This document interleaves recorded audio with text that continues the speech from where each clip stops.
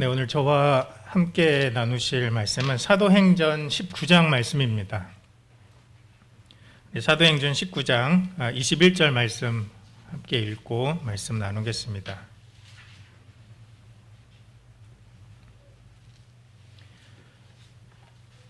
사도행전 19장 21절 이 일이 있은 후에 바울이 마게도냐와 아가야를 거쳐 예루살렘에 가기로 작정하여 이르되 내가 거기 갔다가 후에 로마도 보아야 하리라 하고. 오늘 이 함께 읽은 그 사도행전 19장 21절 그 말씀에서 우리는 바울이 앞으로 어떻게 이제 선교 여행을 할 것인지에 대해서 계획을 말씀하고 있는 것을 보게 됩니다. 바울이 이제 가고자 하는 곳은 마게도냐, 그렇죠? 마게도냐, 아가야, 예루살렘, 그리고 로마입니다. 제가 지도를 좀 한 장 준비를 했는데 지도를 좀 보시면 이 지역이 어디에 있는지 조금 먼저 알아보겠습니다. 오늘 말씀을 좀 들으실 때는 최대한 하여튼 지도를 좀 눈으로 따라 읽으시면서 들으시면 더 좋겠습니다. 자, 바울이 선교여행에 대해서 말하고 있는 현재 지금 위치는 에베소입니다. 에베소 보이시나요? 한 정 가운데쯤에서 약간 오른쪽에 있죠. 찾으셨어요? 예, 에베소. 그리고 그 에베소가 위치한 그 지역을 이제 아시아 지역이라고 합니다. 그 위에 이제 아시아라고 써 있죠. 그래서 이제 사도행전이나 서신서에 사실 아시아라는 말이 많이 나오는데 그거는 오늘날 이제 우리나라 아까 속해 있는 이런 아시아 대륙과는 다른 의미입니다. 성경에서 아시아라는 그런 말은 바로 여기 그 에베소가 속해 있는 소아시아 지역을 가리킵니다. 자, 마게도냐 보이시나요? 저 위쪽에 있죠. 에베소에서 그리고 마게도냐에는 빌립보, 데살로니가, 베레아 같은 그런 도시들이 있습니다. 자, 마게도냐에서 좀 아래쪽으로 내려오시면 아가야 지역이 나옵니다. 여기에는 아덴, 고린도, 겐그리아와 같은 도시가 있고요. 자, 예루살렘은 어디 있습니까? 저 끝에 있죠. 오른쪽인가요? 왼쪽인가요? 왼쪽 끝이죠? 예, 왼쪽 끝에 하여튼 끝에 있습니다. 그렇죠? 왜 오른쪽 끝이에요? 예. 오른쪽 끝에 있습니다. 그 로마는 어디 있죠? 예, 거의 반대편에 있죠. 왼쪽 끝에 로마가 있습니다. 그래서 이제 방금 읽은 그 말씀이 이제 조금 입체적으로 아마 이해가 되실 건데, 바울은 지금 아시아 지역에 있는 그 에베소에 머물고 있으면서 거기서 사역을 하면서 이제 앞으로 내가 마게도냐와 아가야 지방을 방문할 예정이다. 그리고 그렇게 한 후에는 예루살렘으로 돌아가서 거기서 시간을 보낸 후에 예루살렘 방문을 마친 다음에는 지중해를 정말 가로질러서 로마까지 갈 계획이다. 그런 계획을 이제 말씀해 주고 있습니다. 그래서 오늘은 이 사도행전 19장 말씀 이후에 기록되어 있는 이 사도 바울의 어떤 선교 여정을 통해서 함께 교훈을 나누고자 합니다. 자, 첫 번째로 사도 바울의 선교 여정을 통해서 배우는 교훈은 우리는 이 주님이 맡겨주신 삶, 그리고 주님 맡겨주신 이 사역을 잘 평가하고 하나님의 뜻을 따라서 새롭게 순종해야 한다는 것입니다. 자, 좀 전에 바울의 여행 계획을 지도를 통해서 이제 확인을 하고 나니까 바울이 어디서 출발을 해서 어디를 거쳐서 최종적으로 어디를 가기를 원하는지 알게 되었습니다. 최종 목적지는 로마입니다. 그런데 한 가지 좀 의문이 드는 게 있어요. 지도를 한번 다시 보실까요? 우리 의문은 로마로 가는 게 목적이라면 왼쪽 끝에 있는데 아시아와 마게도냐와 아가야 지방을 둘러본 다음에 그 아가야 고린도나 이런 데에서 바로 이렇게 곧바로 로마로 가면은 더 빠를 것 같은데 왜 굳이 로마와 정말 정반대 방향에 있는 예루살렘은 들렸다가 한참을 돌아서 로마로 가는 여정을 택했을까 하는 그런 의문입니다. 자, 바울이 한참을 돌아가야 하는데도 불구하고 예루살렘으로 가려고 했던 이유는 로마서 말씀에 좀 나와 있는데 로마서 15장 25절에 있습니다. 이 로마서 15장으로 잠시 갔다가 사도행전 19장으로 돌아오겠습니다. 자, 로마서는 방금 언급한 그 여행 그 계획 중에서 아가야 지방의 고린도에 바울이 이제 머물 때 쓴 편지입니다. 아까 고린도 어디 있는지 보셨죠? 아가야 지방에 있는 고린도. 바울이 이제 아시아와 마게도니아 그리고 마지막으로 아가야 지방을 다 돌아본 후에 기록한 편지가 로마서입니다. 그렇기 때문에 당시 바울의 상황이 어땠고 어떤 의도로 예루살렘과 로마 여행을 가는지 명확하게 알 수 있습니다. 로마서 15장 25, 26절 말씀입니다. 그러나 이제는 내가 성도를 섬기는 일로 예루살렘에 가노니 이는 마게도냐와 아가야 사람들이 예루살렘 성도 중 가난한 자들을 위하여 기쁘게 얼마를 연보하였습니다. 자, 이 말씀에 따르면 바울이 로마와는 정반대 방향인 이 예루살렘으로 가는 이유는 마게도냐와 아가야 성도들이 이제 예루살렘 성도들을 위해서 헌신한 그 구제 헌금을 전달하기 위해서 가는 것을 알 수 있습니다. 또 여기 이 로마서 말씀은 바울이 예루살렘으로 가는 이유뿐만 아니라 로마로 가기 원하는 이유에 대해서도 알려주고 있습니다. 15장 22절부터 24절 말씀을 보시면 그러므로 또한 내가 너희에게 가려 하던 것이 여러 번 막혔더니 이제는 이 지방에 일할 곳이 없고 또 여러 해 전부터 언제든지 서바나로 갈 때에 너희에게 가기를 바라고 있었다라고 말합니다. 자, 이 말씀에서 바울은 이 지방이라고 말을 했는데 이 지방은 이제 바울이 당시에 머물고 있으면서 로마서를 쓰고 있는 그 아가야 지방 그리고 그와 인접한 아시아와 마게도니아 지방을 말하는 것입니다. 그래서 바울은 이 지방에는 더 이상 일할 것이 없다 이렇게 지금 그 말을 합니다. 이처럼 바울이 이 지방에 더 이상 일할 곳이 없다라고 평가를 하고 있는데 바울이 그렇게 판단할 수 있는 근거는 무엇입니까? 우리 다시 그 사도행전 19장 말씀으로 좀 돌아오겠습니다. 사도행전 19장을 보면 바울이 그와 같이 판단했던 근거를 알 수 있습니다. 첫 번째로는 동역자들이 든든하게 서 있었기 때문입니다. 19장 1절 말씀을 보시면 바울이 에베소에 있는 동안에 아볼로는 고린도에서 사역을 하고 있습니다. 또 아볼로뿐만 아니라 브리스길라와 아굴라 그리고 바울과 함께 선교 여행을 했던 많은 동역자들이 이 지역의 여러 교회를 다양한 모습으로 섬기고 있었습니다. 또 두 번째로 바울 자신의 사역도 이 에베소에서 지속적이고 안정적으로 이루어지고 있었기 때문입니다. 자, 8절 말씀을 보시면 바울이 에베소 회당에 들어가 석 달 동안 하나님 나라를 강론하고 권면했다라고 전해집니다. 또 9절에서는 바울이 두란노 서원에서 따로 제자들을 세워 날마다 2년을 가르쳤다라고 기록이 되어 있습니다. 그래서 이처럼 동역자들뿐만 아니라 바울 자신도 회당과 또 두란노 서원에서 안정적으로 사역하면서 수많은 제자들에게 하나님의 말씀을 가르칩니다. 자, 이런 사역의 결과를 우리 10절에서 볼 수 있는데 10절에 있는 대로 아시아에 사는 유대인이나 헬라인이나 다 주의 말씀을 들었다라고 사역을 평가하고 있습니다. 그리고 세 번째로는 그 지역에 미치는 그런 영적인 영향력에서 우리가 그 이유를 찾을 수 있습니다.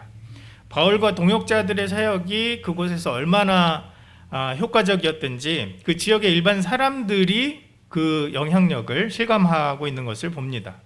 13절 이하의 말씀을 보면 악귀를 쫓아내러 다니는 그 유대인들까지도 바울이 전하는 예수를 의지하여 귀신을 쫓아내려고 시도하는 그런 모습을 볼 수 있습니다. 그러니까 바울이 사역할 때 예수님의 이름으로 귀신을 쫓아내는 그런 능력이 얼마나 컸던지 그곳에서 축귀하고 있는 사람들까지도 바울을 따라하는 그런 모습을 봅니다. 물론 이들의 시도가 성공적이지 못했죠. 이들에게 돌아온 악귀의 대답은 15절에 내가 예수도 알고 바울도 알거니와 너희는 누구냐 였습니다. 자, 어쨌든 우리가 이런 모습을 통해서 알 수 있는 것은 바울이 지역에서 얼마나 능력 있게 사역했는지를 짐작할 수 있습니다. 자, 이런 사역의 결과로 이제 20절에 보면 주의 말씀이 힘이 있고 흥왕하여 세력을 얻게 되었다, 이렇게 기록이 되어 있습니다. 그래서 바울이 여기에서 그 자신의 사역을, 또 동역자들과의 사역을 평가한 것에는 이처럼 동역자들이 교회를 든든하게 지금 세워가고 있고, 바울도 지금 지속적으로 말씀을 전파하면서 말씀이 흥왕하여 힘을 얻고 있고, 또 지역의 많은 사람들에게 선한 영향력을 미치는 그런 것들을 근거로 해서 바울은 이 로마서에서 이제 이 지역에 일할 곳이 없다, 그래서 이 지역을 내가 다른 동역자들에게 맡기고 이제 자신은 떠나야 될 때가 됐다라고 판단하고 있습니다. 그리고 하나님이 보여주시는 그 새로운 사역지를 향해 나가기를 원하고 있는 것입니다.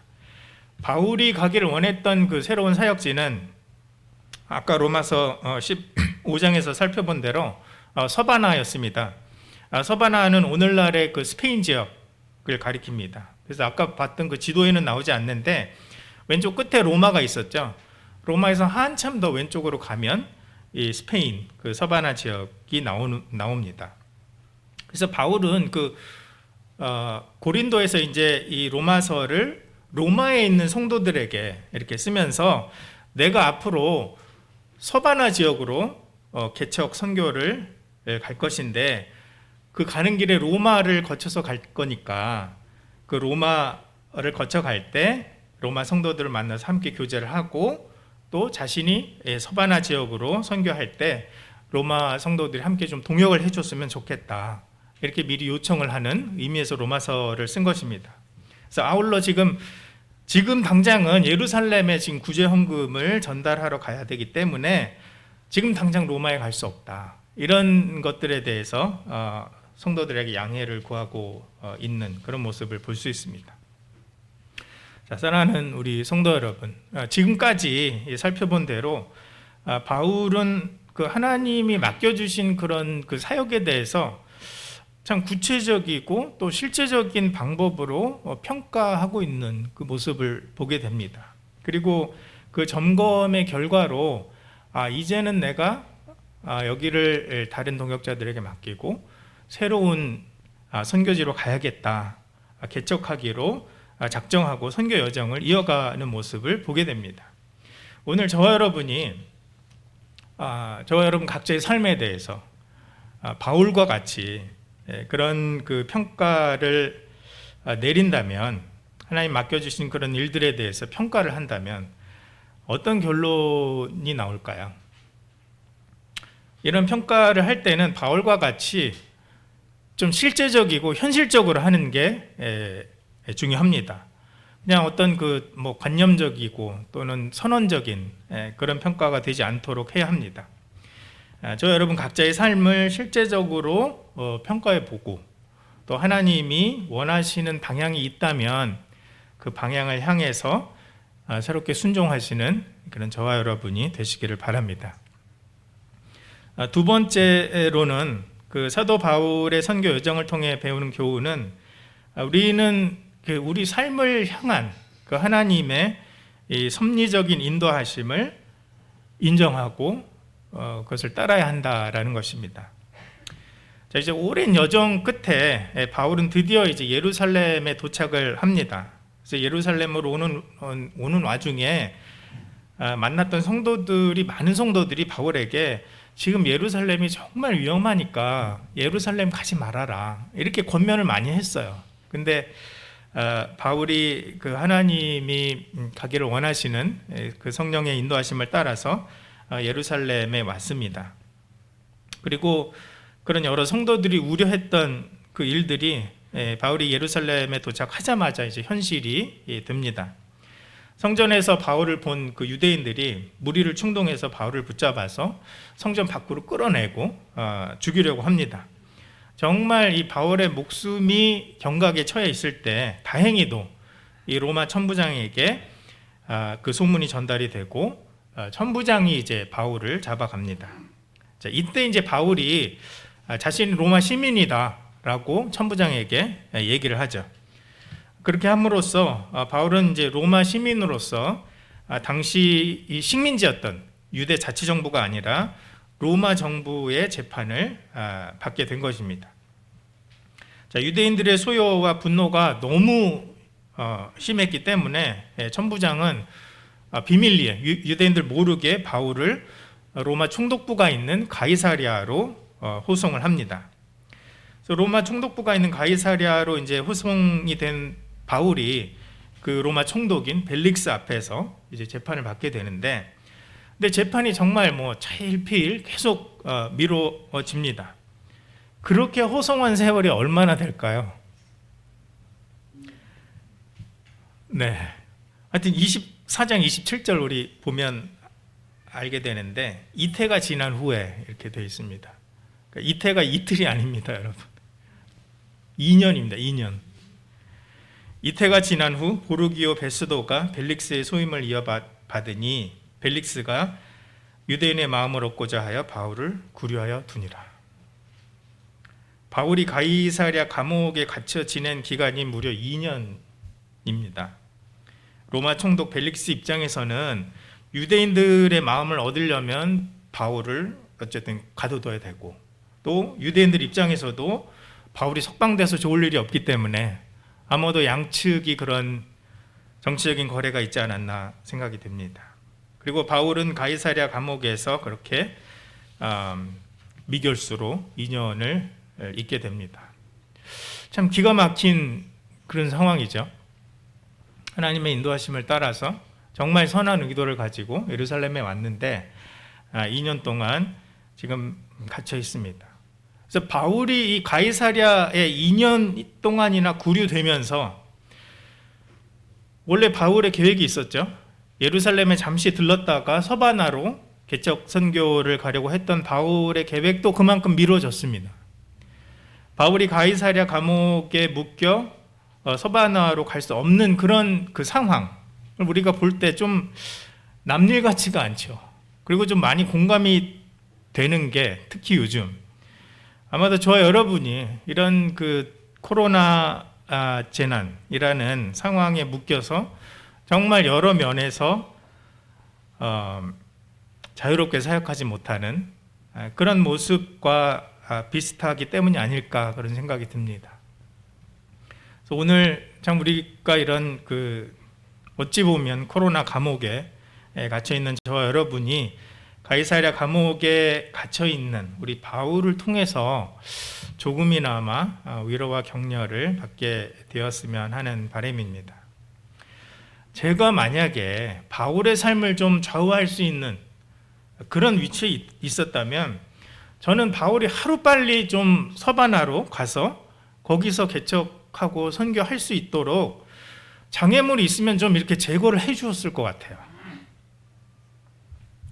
아니면 애초에 고린도에서, 아가야에서 이제 고린도에서 예루살렘으로 오는데, 고린도에서 예루살렘으로 오지 말고 거기서 곧바로 그냥 그 로마로 거쳐갈 수 있도록, 거쳐서 서바나로 갈 수 있도록 좀 도와주지 않았을까 하는 생각을 합니다. 고린도에서 좀 전에 언급했듯이 바울은 로마서를 기록했습니다. 근데 만약 저 같으면은 바울이 고린도에서 써야 될 그 편지가 로마서가 아니라 예루살렘서 뭐 이런 거를 좀 썼으면 어땠을까 하는 생각도 좀 들어요. 그래서 예루살렘에 좀 편지를 써서 구제 헌금을 가지고 예루살렘에 가려고 했는데, 지금 서바나로 개척 선교를 가야 된다. 그 일이 더 급하고 중요한 일이니까 부득이 내가 갈 수 없고 다른 사람을 뽑아서 구제 헌금과 함께 보내겠다. 이렇게 예루살렘에 편지를 써서 구제 헌금과 같이 보냈으면 어땠을까? 그런 그 생각도 합니다. 그런데 바울의 삶을 정말 주관하시고 모든 것을 다 하실 수 있는 그 하나님은 그렇게 하시지 않으셨죠. 하나님은 바울을 예루살렘으로 성령께서 인도하셔서 오게 하시고, 또 가이사랴 감옥에서 2년을 머물도록 하셨습니다.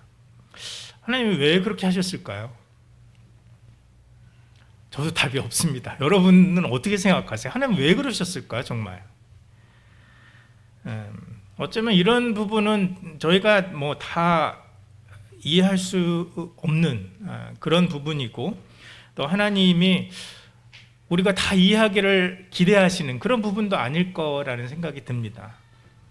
하나님이 우리가 이해하기를 기대하시는 일도 아니고, 다만 우리에게 만약 이런 일이 닥치면 그런 구비마다 성령의 인도하심을 따라서 최선을 다해서 순종하는 것 말고는 다른 대안이 없는 것이 저희들의 삶이 아닌가 싶습니다.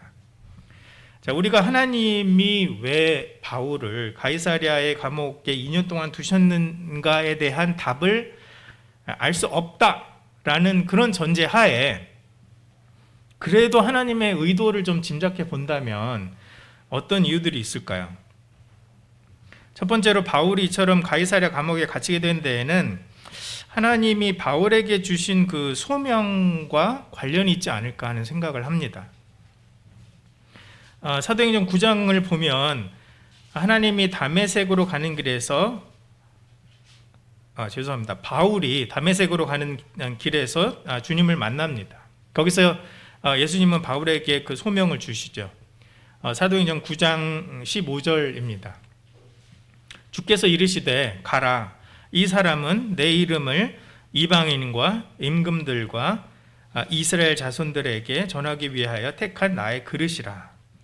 자, 주님은 바울의 소명을 말씀하시면서 바울이 예수님의 이름을 이방인과 이스라엘 자손뿐만 아니라 임금들에게도 전할 사람이다 라고 말씀하고 있습니다. 지금 바울은 이 가이사랴 감옥에 갇혀서 재판을 받으면서 총독인 벨릭스, 그리고 후임 총독인 베스도, 그리고 그 지역의 왕이었던 아그리빠 왕에게 간증을 하고 복음을 전할 기회를 지금 갖고 있습니다. 그리고 이후에는 로마 황제인 가이사에게 재판을 받겠다고 상소를 하면서 로마 황제도 이제 그 임금들의 목록에 포함이 됩니다. 바울이 실제로 로마 황제인 가이사에게 재판을 받았는지 여부는 성경에 기록되어 있지 않기 때문에 정확하게 알 수 없습니다.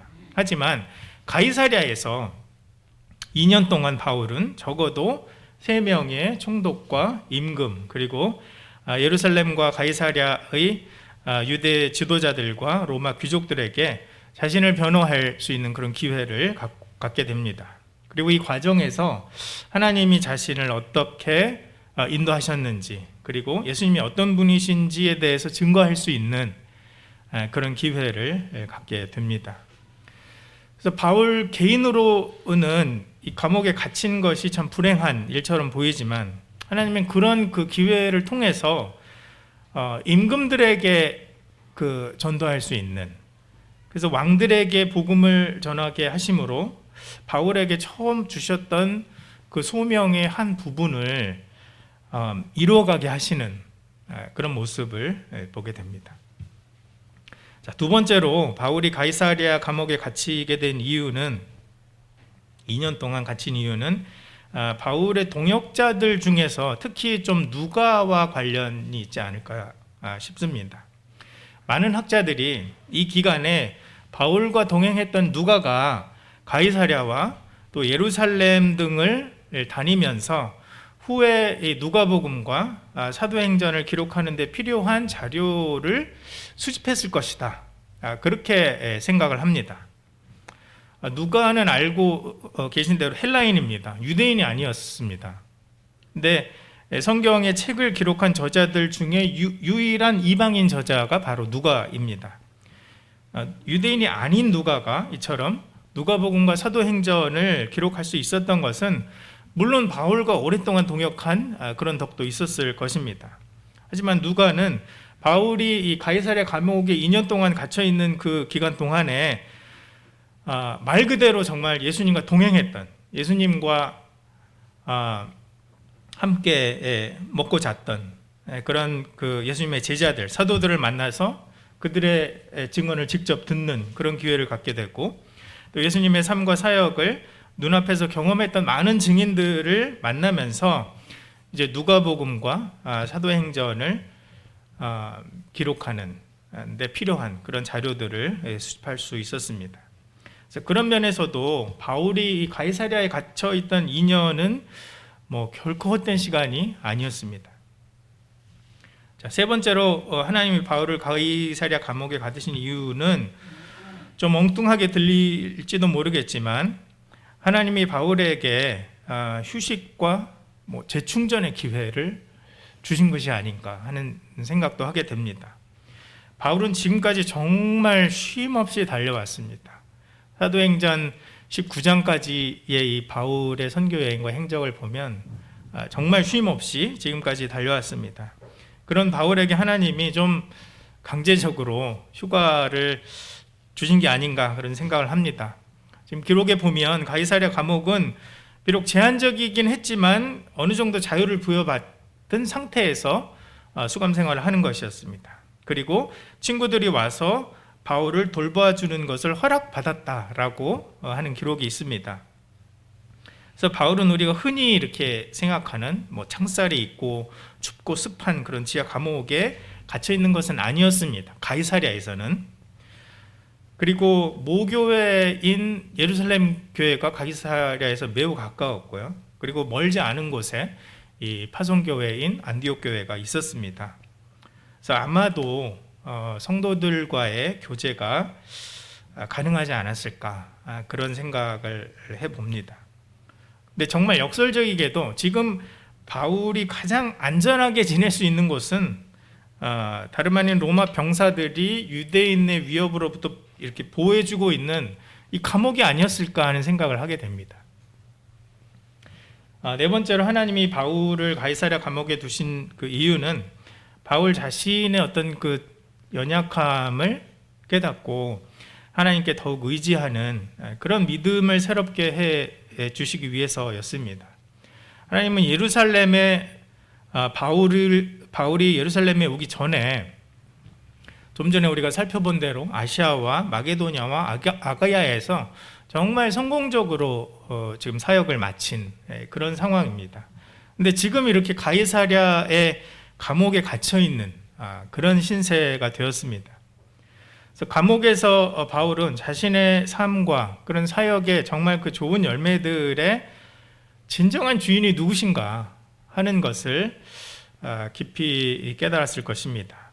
바울 자신의 능력과 지혜가 아니라 하나님의 크신 그 위엄과 섭리를 더욱 실감하게 되었을 것입니다. 그로 인해서 하나님께 더욱 영광을 돌리고 하나님의 선하심을 경험하는 그런 감옥에서의 생활을 했을 것입니다.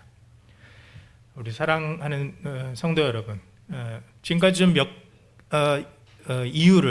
개의 이유를 살펴보았는데 그렇게 보니까 바울이 2년 동안 가이사랴에 갇혀 있었던 것이 아주 쓸모없거나 또 비참한 시간은 아니었을 수도 있겠다 하는 생각을 하게 됩니다.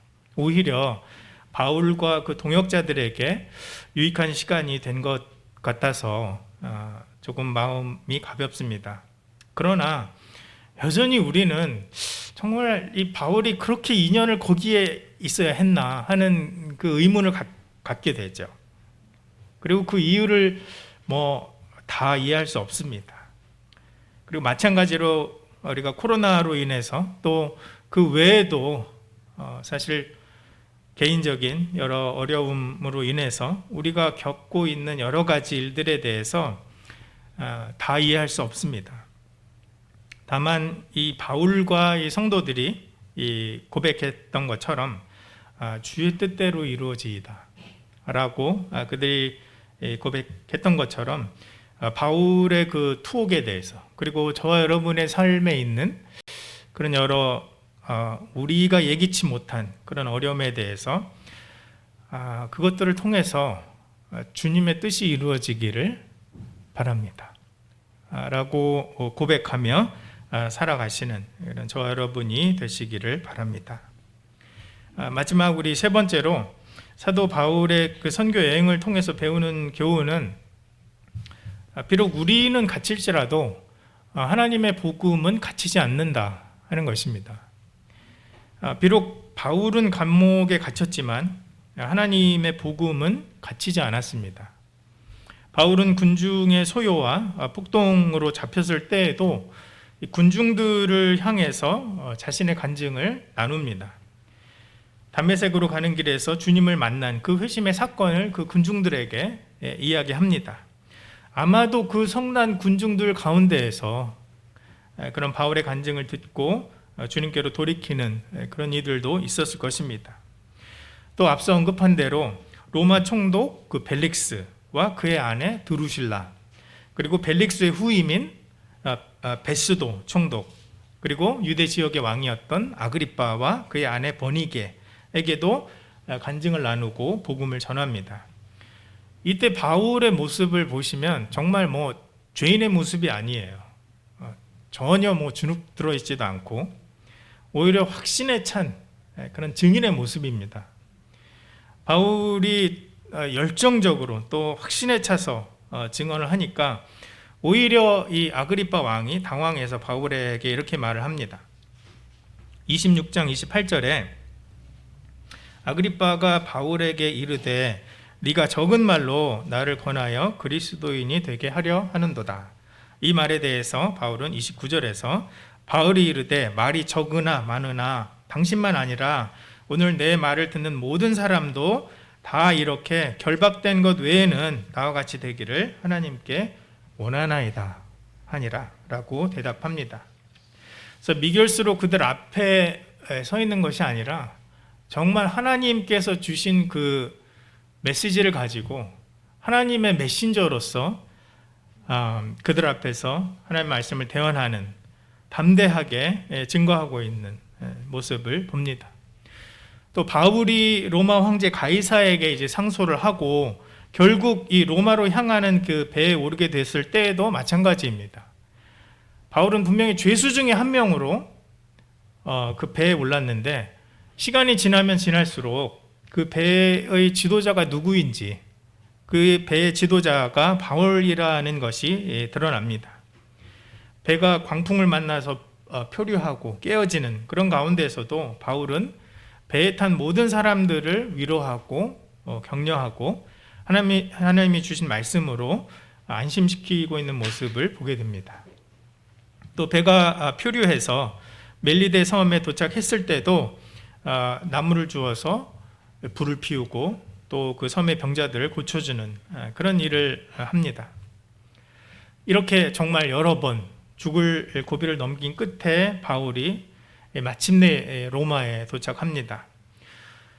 아마 죄수의 신분으로 그 로마에 올 것이라고 글쎄요, 바울이 그렇게 예상을 했을지는 모르겠습니다. 그렇게 예상 못했겠지만 어쨌든 그 하나님의 어떤 그 섭리적인 그 인도하심을 통해서 지금 바울이 이 로마에 도착했습니다. 여전히 바울은 죄수의 신분이었고 로마의 감옥에 갇혀서 이제 가이사의 재판을 기다려야 하는 그런 처지가 되었습니다. 이 사도행전의 마지막 장의 마지막 절 말씀을 보시면 28장 30, 31절입니다. 바울이 온 이태를 자기 셋집에 머물면서 자기에게 오는 사람을 다 영접하고 하나님의 나라를 전파하며 주 예수 그리스도에 관한 모든 것을 담대하게 거침없이 가르쳤다, 이렇게 기록이 되어 있습니다. 그래서 바울은 또 다른 2년을 이제는 셋집 형태의 로마 감옥에 머물게 됩니다. 그러나 그 가운데서도 이제 사람들을 영접하고 하나님의 나라를 전파하며 복음을 담대하게 거침없이 가르치는 모습을 보게 됩니다. 자, 로마의 감옥에 갇혀 있는 동안에 바울은 우리가 알고 있는 그 옥중서신 4개의 편지를 씁니다. 에베소서, 빌립보서, 또 골로새서, 빌레몬서입니다.